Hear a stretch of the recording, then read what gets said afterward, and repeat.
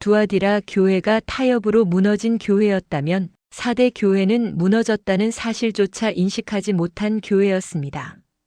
겉으로는 살아있었고 사역도 있었고 사람들의 평판도 나쁘지 않았습니다.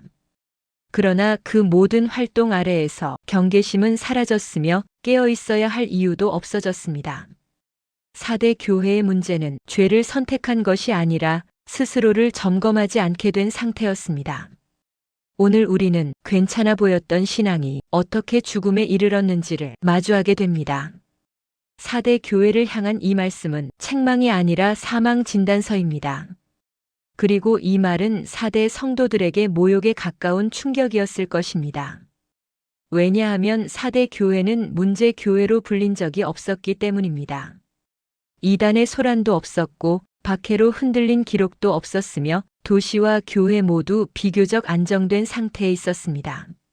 4대 교회는 스스로를 괜찮은 교회라고 의심 없이 믿고 있었을 가능성이 큽니다.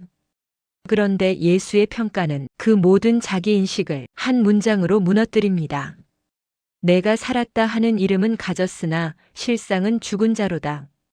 이 말은 훈계가 아닙니다. 경고도 아닙니다. 선고입니다. 여기서 예수가 문제 삼는 것은 4대 교회의 상태가 아니라 4대 교회가 자기 자신을 어떻게 믿고 있었는가입니다. 이 말씀에서 이름은 헬라어 오노마입니다. 이 단어는 단순한 명칭이 아니라 사람들이 붙여준 평판, 겉으로 형성된 이미지와 명성을 뜻합니다. 4대 교회는 살아있는 교회라는 오노마를 가졌습니다. 활동적이고 안정적이고 문제 없어 보이는 교회라는 평가였습니다. 그러나 예수는 그 이름을 보지 않으셨습니다. 그 안에 실제로 생명이 있는지를 보셨습니다. 그리고 내리신 결론은 이것입니다. 너는 죽어 있다. 여기서 죽었다는 말은 헬라어로 네크로스입니다. 이 단어는 약해졌다는 뜻이 아닙니다. 회복이 필요한 상태도 아닙니다. 이미 생명 기능이 완전히 멈춘 상태, 시체를 가리키는 표현입니다. 4대 교회는 위기 속에 잠잠했던 것이 아닙니다. 영적 생명력을 잃어 공격할 가치조차 없었기에 조용했던 교회였습니다. 그래서 예수의 평가는 4대 성도들에게 이렇게 들렸을 것입니다. 너희는 문제가 없어서 안전한 게 아니다. 이미 죽어 있어서 아무도 건드리지 않은 것이다. 이제 예수의 자기소개가 왜 이렇게 시작되는지가 분명해집니다. 하나님의 7 영과 7 별을 가지시니 먼저 7 영입니다. 7 영은 성령의 완전한 충만함을 뜻합니다. 이미 죽은 상태로 진단된 4대 교회에 필요한 것은 조직 개편도 사역 확장도 새로운 프로그램도 아닙니다. 오직 완전하신 성령의 역사만 필요하다는 뜻입니다. 그리고 7 별은 교회의 지도자들을 의미합니다. 교회의 평판이 아무리 좋아도 지도자의 위치와 권위가 아무리 안정돼 보여도 그 생명줄은 여전히 예수의 손에 달려 있다는 선언입니다. 살아있다는 평판은 있었지만 살아있는 생명은 없었습니다. 아직 싸움도 시작되지 않았는데 이미 사망 판정이 내려진 교회. 그리고 이 차가운 진단은 곧 이어질 예수의 긴급한 명령, 깨어라로 이어집니다. 예수는 4대 교회를 향해 이렇게 말씀하십니다. 깨어라. 그리고 남아있는 것, 곧 죽게 된 것을 굳건하게 하라. 이 말은 훈계가 아닙니다. 응급처치 명령입니다. 깨어라는 말은 헬라어 그레고론. 졸린 사람을 부드럽게 깨우는 말이 아니라 파수꾼을 흔들어 세우는 군사용 명령입니다. 지금 안 깨어나면 끝이라는 뜻입니다. 4대 교회는 이미 죽었다는 진단을 받았지만 아직 완전히 끝난 것은 아니었습니다. 예수는 남아있는 것이 있다고 말씀하십니다. 아주 미약하지만 아직 꺼지지 않은 불씨. 그러나 그대로 두면 곧 사라질 상태였습니다. 굳건하게 하라. 4대 교회에 필요한 것은 더 많은 활동이 아니라 남아있는 생명을 붙들어 고정하는 일이었습니다. 그리고 예수는 4대 교회의 정확한 병명을 밝히십니다. 내 하나님 앞에서 내 행위가 온전하지 못하다. 4대 교회의 진짜 병명은 무게 미달이었습니다. 온전하다의 헬라어인 페플레로메나는 기준치만큼 가득 채워졌다는 뜻입니다. 4대 교회는 사람들의 박수로, 평판의 접시는 가득 채웠을지 모르지만 정작 하나님의 저울 위에서는 그 무게가 턱없이 부족했습니다. 겉은 화려한데 속은 텅 빈 함량 미달의 신앙이었습니다. 그래서 예수는 지금 이 순간을 마지막 기회로 주십니다. 4대 교회는 아직 끝나지 않았습니다. 하지만 지금이 아니면 끝입니다. 이제 이어지는 말씀에서 예수는 이 생명을 살리기 위한 마지막 처방을 꺼내십니다. 예수는 4대 교회를 다시 살리는 방법을 놀라울 만큼 분명하게 말씀하십니다. 새로운 복음을 찾으라 하지 않으십니다. 다른 길을 개척하라 하지 않으십니다. 그러므로 내가 어떻게 받았으며 어떻게 들었는지를 기억하고 그것을 지키며 회개하라. 4대 교회의 회복은 앞으로 나아가는 문제가 아니라 뒤로 돌아가는 문제였습니다. 4대 교회는 복음의 내용을 잃은 교회가 아닙니다. 복음을 처음 들었을 때의 떨림과 긴장, 순종의 방식이 사라진 교회였습니다. 처음 들었던 복음, 처음 붙들었던 방식, 처음 하나님 앞에 섰던 그 태도.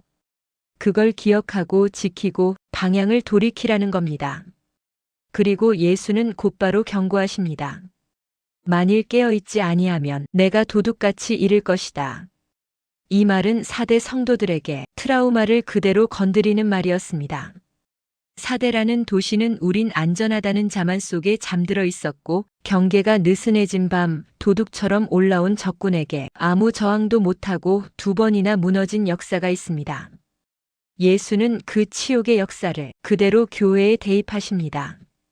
너희 도시가 망한 바로 그 방식으로 이번에는 내가 너희를 찾아가겠다. 예수의 방문은 언제나 구원이 아닙니다. 깨어있지 않으면 그 방문은 심판이 됩니다. 이제 다음 절에서 예수는 그중 깨어있던 소수의 이름을 부르십니다. 대부분은 여전히 잠들어 있지만 놀랍게도 아직 깨어있는 몇 사람이 남아 있었습니다. 4절에서 예수는 말씀하십니다. 그러나 4대에 그 옷을 더럽히지 아니한 자 몇 이름들이 내게 있어. 여기서 사용된 말은 오노마타입니다. 이름들이라는 뜻입니다. 이건 1절에서 사용된 단어와 의도적으로 대비됩니다.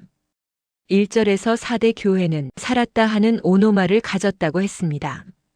사람들로부터 살았다는 평판, 살았다는 이미지, 살았다는 평가를 받는 교회였습니다. 4대 교회는 살아있다는 오노마는 있었지만 실제 생명은 없었습니다. 그런데 4절에서 예수는 다른 이름을 보십니다. 오노마타. 이건 평판이 아닙니다. 브랜드도 아닙니다. 예수가 한 사람 한 사람을 직접 알고 계신 이름들, 인격의 이름들입니다. 교회 전체는 살아있다는 오노마만 남아있었지만 예수는 그 죽은 분위기 속에서 살아있는 오노마타를 정확히 구분해 내십니다. 그리고 예수는 그 이름들을 이렇게 규정하십니다. 그 옷을 더럽히지 아니한 자들. 이건 완벽했다는 말이 아닙니다. 실수하지 않았다는 뜻도 아닙니다. 다들 기준을 낮출 때, 다들 괜찮다고 말할 때 그 흐름에 물들지 않기로 선택했다는 뜻입니다. 그래서 예수는 그들에게 약속하십니다. 흰옷을 입고 나와 함께 다니리니. 그리고 마지막으로 예수는 그 이유를 이렇게 선언하십니다. 합당한 자의 헬라어인 악시오이 에이신. 이 말은 도덕적으로 흠이 없다는 뜻이 아닙니다.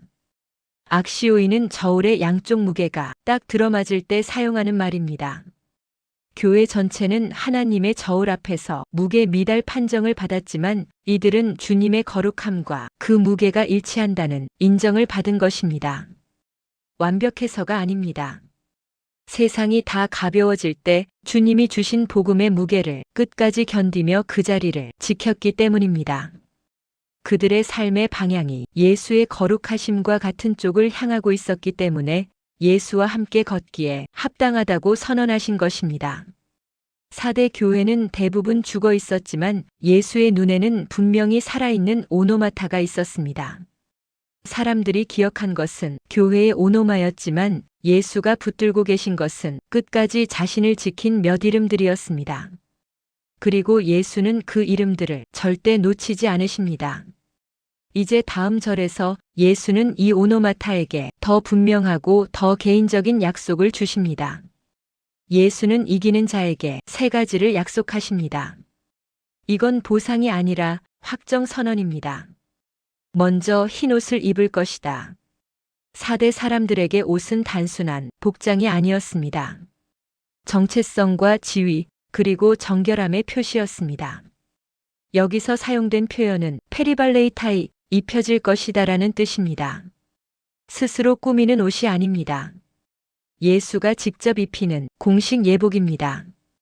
끝까지 자기 옷을 더럽히지 않은 자를 주님이 승리자의 신분으로 확정하신다는 선언입니다. 두 번째, 그 이름을 생명책에서 결코 지우지 않겠다. 여기서 예수는 가장 강한 부정어를 쓰십니다. 우매, 절대 결코 아니다. 4대 같은 도시에서는 중죄를 지으면 시민명부에서 이름이 지워졌습니다. 그건 사회적 사망 선고였습니다. 예수는 그 공포를 아는 성도들에게 정면으로 말씀하십니다. 세상이 너를 지울 수는 있어도 나는 하늘의 기록에서 너를 지우지 않는다. 이건 위로가 아닙니다. 영원한 소속의 보증입니다. 마지막으로 그 이름을 내 아버지와 천사들 앞에서 시인하겠다. 여기서 시인하다는 말은 호몰로게소, 법정에서 증언하는 용어입니다. 4대 교회는 사람들 앞 평판을 지키느라 영적으로 죽어갔습니다. 그런데 예수는 무대를 바꾸십니다. 사람들 앞이 아니라 아버지와 천사들 앞에서 이 사람은 내 사람이다. 이 한 문장을 온 하늘 앞에서 직접 선언하시겠다는 약속입니다. 4대 교회는 살았다는 이름을 붙잡다 죽어갔습니다. 하지만 이기는 자는 그 가짜 명성을 내려놓고 예수가 직접 불러주시는 참된 이름을 얻게 됩니다. 4대 교회에 주신 마지막 말씀은 선택을 요구하는 질문이었습니다. 너는 사람들이 붙여준 이름으로 살 것인가? 아니면 하나님 앞에서 불릴 이름으로 살 것인가? 예수는 분명히 선을 그으십니다. 지금의 평가가 아니라 마지막에 누가 너를 기억하느냐가 중요하다고. 흰옷, 지워지지 않는 이름, 아버지 앞에서의 시인. 이 약속은 성공한 교회를 위한 보상이 아니라 끝까지 자기 옷을 지킨 사람을 위한 보증입니다.